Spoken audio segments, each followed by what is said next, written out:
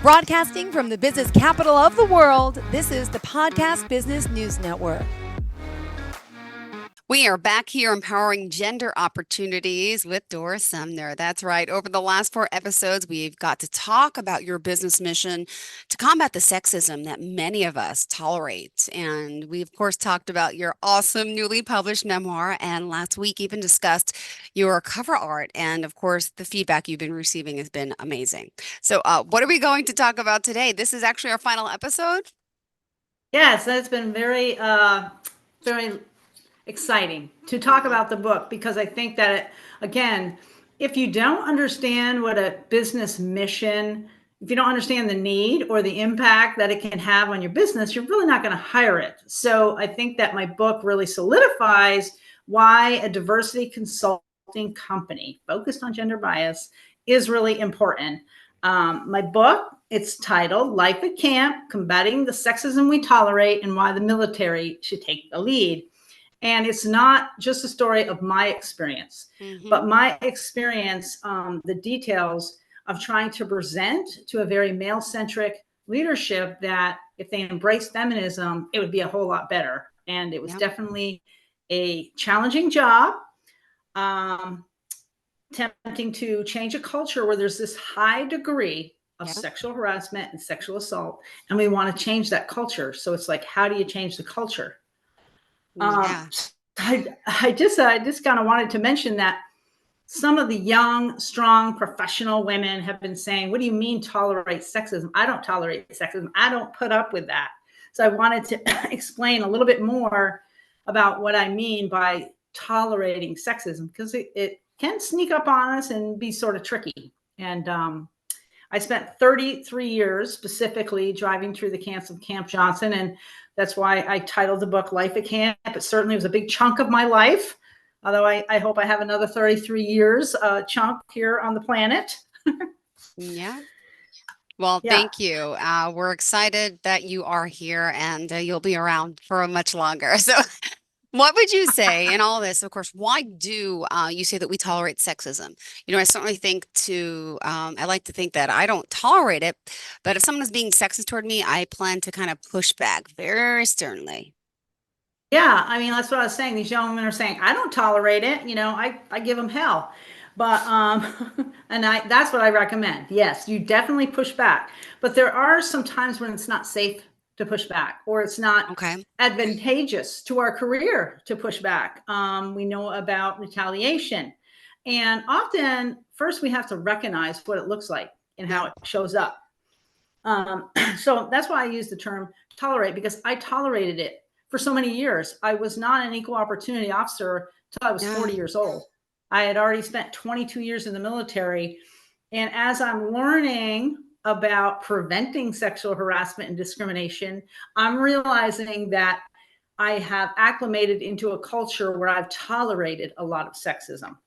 Got it. Yeah. So I'd like to give an example of how that shows up. And of course, I write many examples in my book. So like I said, I want to be clear that sometimes, you know, every situation is different, and sometimes it's just not safe to give pushback. But the point is that when we recognize it and we know it's unacceptable, that we make an intentional pushback. So it may not be in the moment. We might not turn around and say something right then, but we do something intentionally to reject it. I got a quote here from Leonardo da Vinci that says, nothing strengthens authority as much as silence.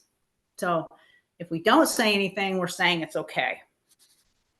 So here's an excerpt from my book, and this comes when we were meeting with a command sergeant major, a very high-ranking person that's in charge of 70% of the force is enlisted people. These are the sergeants and the specialists and the privates. Okay, so this is a command sergeant major who's in charge of the state enlisted. There are hundreds of stories that I could tell where I've tried to tell men in senior military positions in my attempt to help them understand the cultural barriers that women have. So one female in this meeting that we were having, she didn't speak up and tell an example that she had given. So after the meeting, I I wanted to tell the sergeant major this example, thinking maybe I could get through to him. This is what she had, the way that she read it. Sure. I had a terrible headache at drill, so I went up to the first sergeant and I asked if he had an aspirin. He said, no, but I can run you to the store. She said, sure. We were walking across the armory and a bunch of guys were standing around. The first sergeant yells over to them, y'all don't talk about us while we're gone, okay? They all laughed, but it mortified me. This was a combat arms cavalry unit. I was one of 2 women in the unit, and I was trying to earn respect. I was seeking to get a full-time job in the unit. This one comment erased what I had worked so hard to build. After reading her story, I further explained to the sergeant major that even if they hired her for the full-time position, many of those guys might perceive it as a quid pro quo sort of deal, although women did not need a scene like this for guys to think that.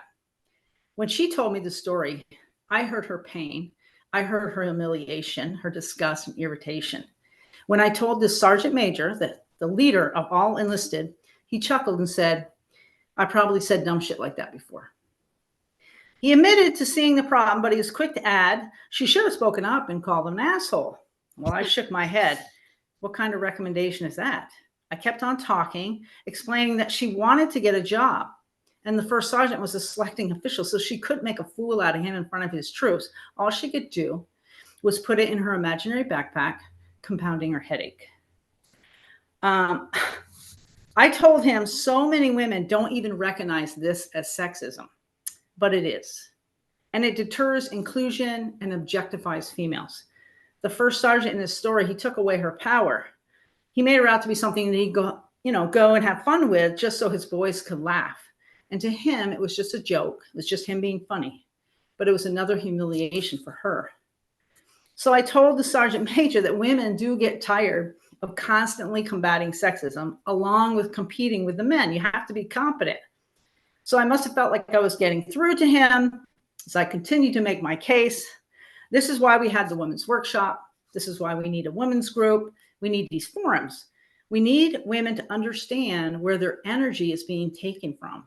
And he said, well, if they don't know it, why would we want to tell them?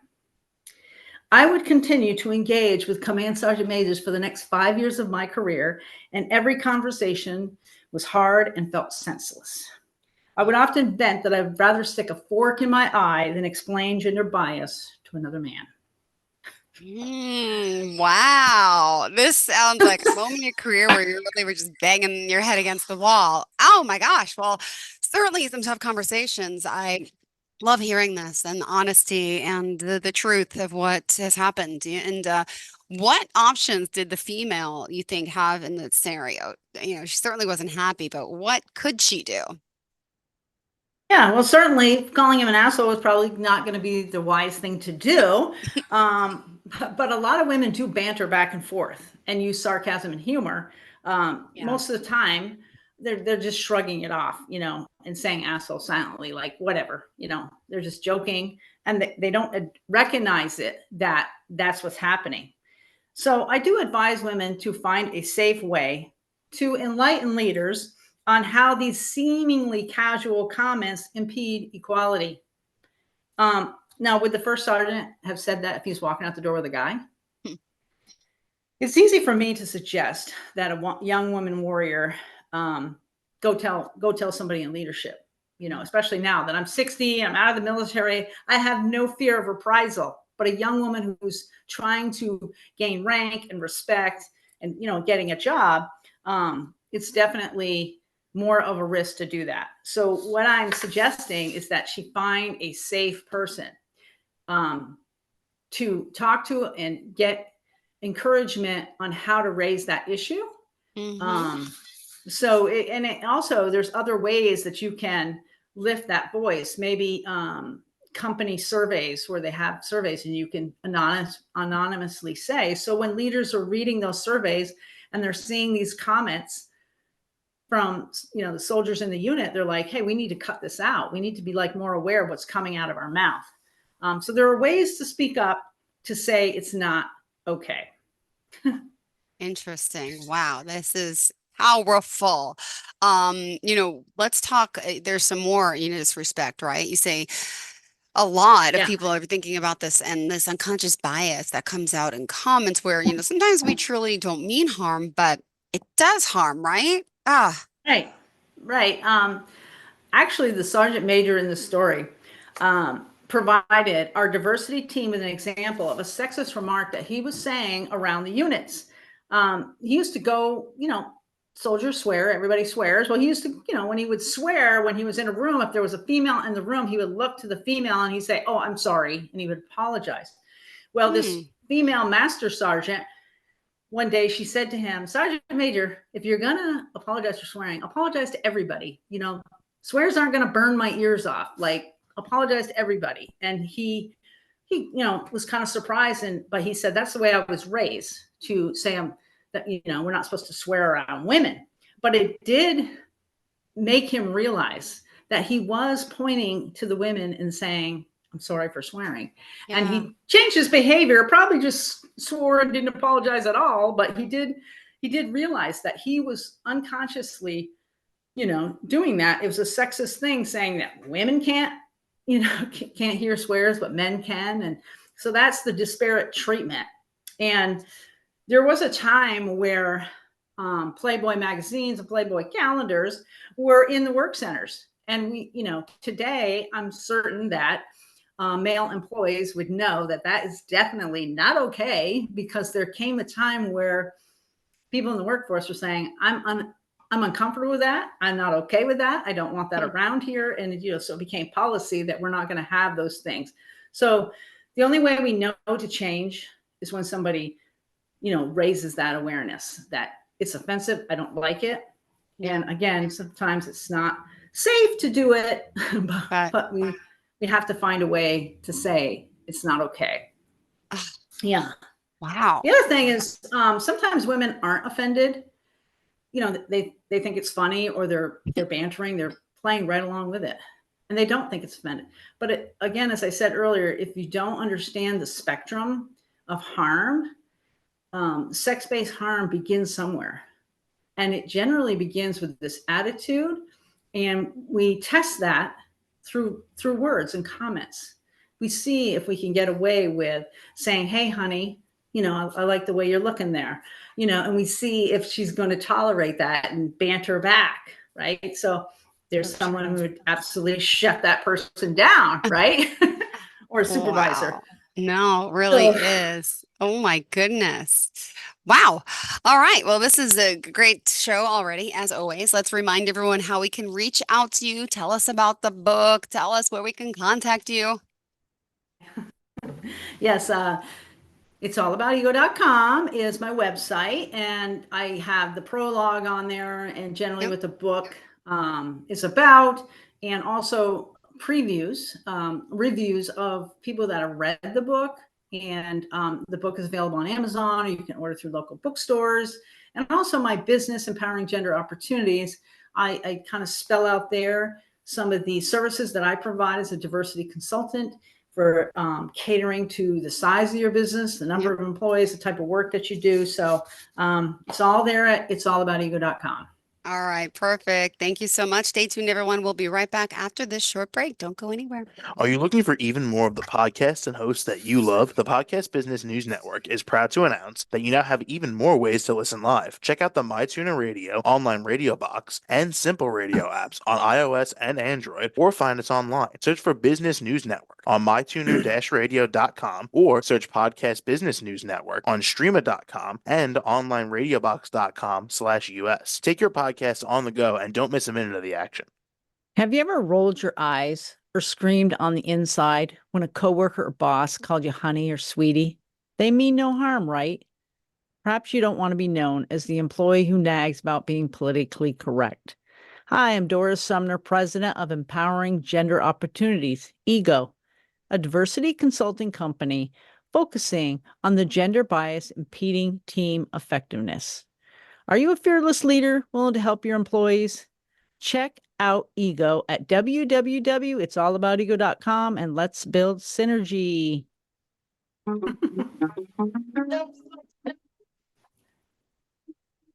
Broadcasting from the business capital of the world, this is the Podcast Business News Network.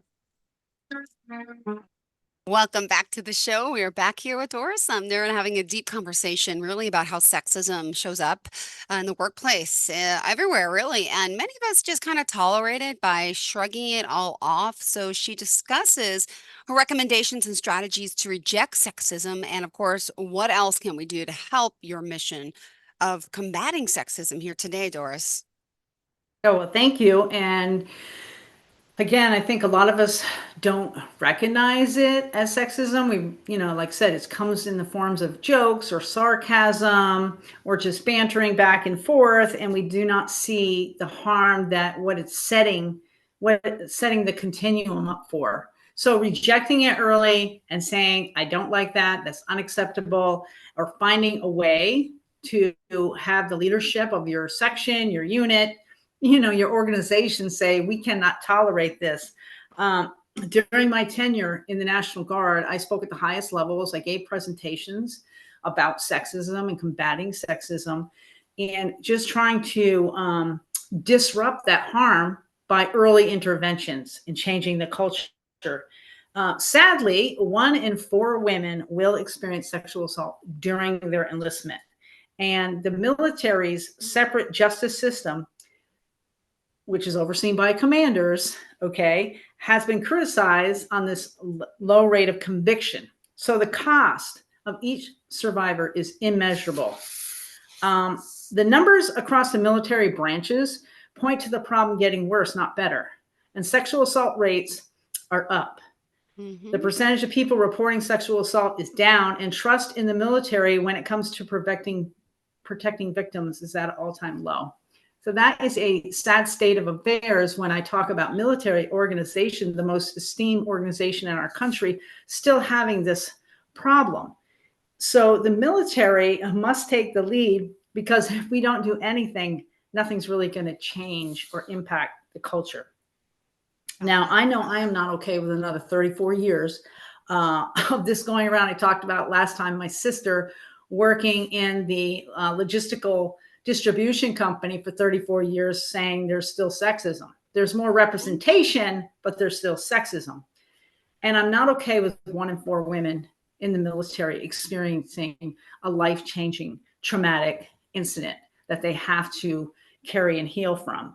So that's why I have this sense of urgency to do something about it. So it's not, it's not something that we can just shrug off, is what I'm saying. So that's why I'm trying to raise so much awareness on it.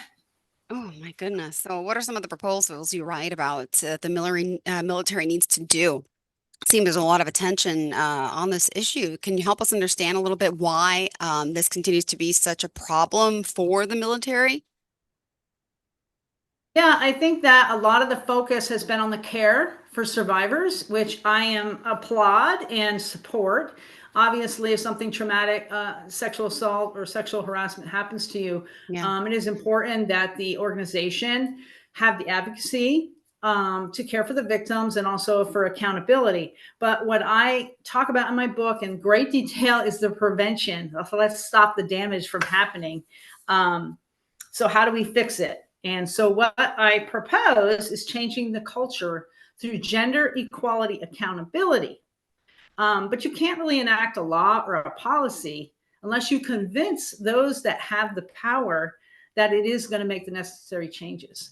And I learned through the years of activism that it's really hard to pass a law. It's really hard to pass a policy, even within a organization, because you have to convince those that hold the reins that all this work and effort in implementing this is going to be worth it. During the briefings, the senior leaders, I was trying to promote that if we had more women, we would have less sex-based offenses. But they would always tick off the reason why we don't have women. Obviously, the combat exclusion rule and a lot of the positions in the military are combat.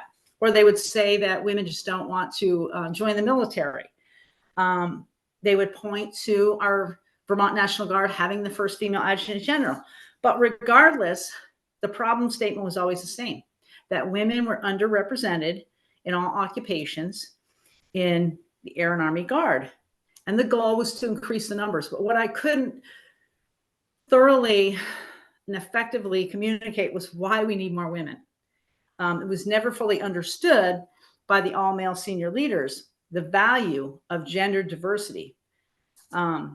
So, I say we need more women in the military, not just for recruiting numbers, not just for the sake of readiness, but women in power to influence the command climate. And the military, we can't just appoint somebody to be a general or a sergeant major. We have to grow them, but we can't grow them if they're getting sexually assaulted and they're not feeling included or valued, and they're getting out at 3 times the rate of the men. Now, research has shown that firms with, organizations, corporate America, firms with more women in senior positions are more profitable, more socially responsible. They provide a safer and higher quality customer experience, among many other benefits. So there is a ton of research proving that if you have more gender diversity in the command climate, then you're going to have a more profitable business. But the military, our profit is readiness. It is not money. And so because the military gets the job done and we do what we need to do, it's hard to sell that profitability of having more women. So that's why my book, 622 pages, there's a lot to say of how that is the answer to reduce sex-based offenses, is to have more women in this culture. Wow, absolutely. And I can't believe this. This is actually wow, pretty amazing. You've over the past few weeks learning all about you and your career and what you've done and accomplished. And yeah, now it's not just the military. It's transluted. It's right, ascended, I should say, to so many different fields and people. I remember you were at a local you were selling your book. You had a book signing recently, and you were telling me, right, that lady was very interested. And it's like people who never heard of this or understood it. They're like, wow, this gender equality really does exist, and not just here in the military. It's everyday life, every job, right? I really enjoyed. I was at the fairgrounds again this weekend and enjoyed some wonderful conversations with such a diverse group of people that come up to the booth. Okay, because I had young men come up, and again, I have my cover art there, and then we have some other military things there. And my husband, who's a combat vet, he's standing there with me, and we just have great conversations. And there was this young man, 20 years old, and just a cool looking dude, and he was just like, he totally rejects the boxes that Yep. society tries to put. Women should do this and men should do that, and he's like, I'm totally all for gender equality. And that was a great conversation.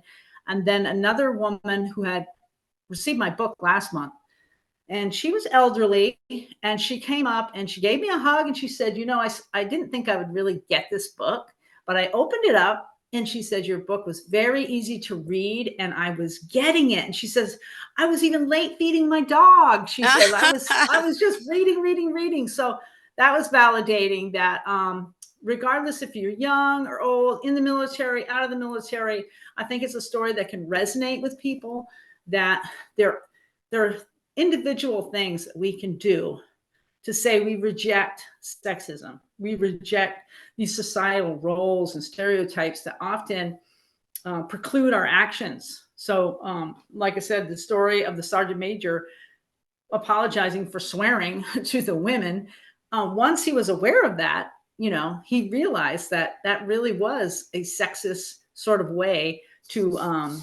to talk to the group, and he changed. Yeah, well, this is fascinating. Now, have you piqued interest in the military themselves? Just curious. Yeah. Have you? Good. Not yet, but like I said, I spoke in the military, and they are doing these sort of events and these sort of presentations, and so I'm hoping, like I said, that what they end up seeing is the tie between diversity, gender diversity specifically, but all types of diversity, improving our readiness, our profitability. You know what I mean? And seeing that tie to the military doesn't make money. And so Yeah. our profit is our readiness. And that's what I'm trying to present here. And the law that I tried to enact here in Vermont, it was a bill called H401. And what it was attempting to do was hold the state adjutant general accountable for the recruitment, retention, and promotion of women within the state guard. And although they do that organically through the service requirements, having, like I said, eyes on it. When we count something, when we measure something, we pay attention to it. There's a lot of people that pay attention to their weight because there's a scale that says it's something, right? So when we count something, we pay attention to it. And that was a bill that we tried to enact, and it never made it out of committee. But what we were trying to highlight here in Vermont, a small state, is that we got to pay attention to the number of women in the pipeline to become those future commanders, those future sergeant majors who influence the culture. And so, again, very much detailed in my book. And that's my mission that I'm working on now. And one day at a time, I just keep at it. Beautiful. Well, thank you so much for being here. Remind us how we can contact you, please. Yeah. My daughter says I don't have to say the www before it. You don't, but it's okay. How cute. I do the same still. I'm sorry. Go ahead. Yeah. It's allaboutego.com is my website. And again, you could go to amazon.com to get the book and look at the reviews. Goodreads.com has some really very nice reviews on there. So you can get a feel for what's in the story. And certainly contact me at Doris at it'sallaboutego.com is my email. And I'd love to talk to you, engage with you about how ego can help your business and your team. Perfect. Thank you so much. You have a fantastic day. And to all of our listeners, stay tuned. More of the shows coming up. Best of luck to you. And I hope, a lot comes from this. I'm sure it will. Thanks again, Doris. Bye-bye. Are you looking for even more of the podcasts and hosts that you love? The Podcast Business News Network is proud to announce that you now have even more ways to listen live. Check out the MyTuner Radio, online radio box, and Simple Radio apps on iOS and Android, or find us online. Search for Business News Network on mytuner-radio.com, or search Podcast Business News Network on streama.com and onlineradiobox.com/US. Take your podcast on the go and don't miss a minute of the action.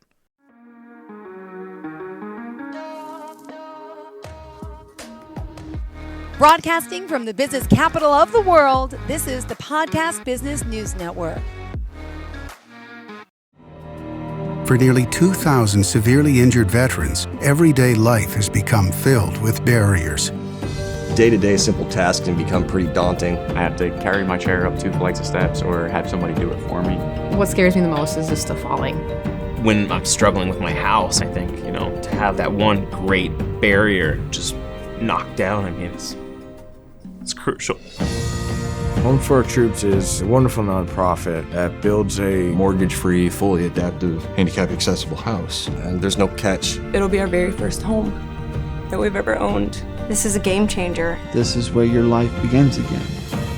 We need you to join us in completing this important mission. Please visit hfotusa.org and help build homes and rebuild lives. Because of you, everything's going to be okay.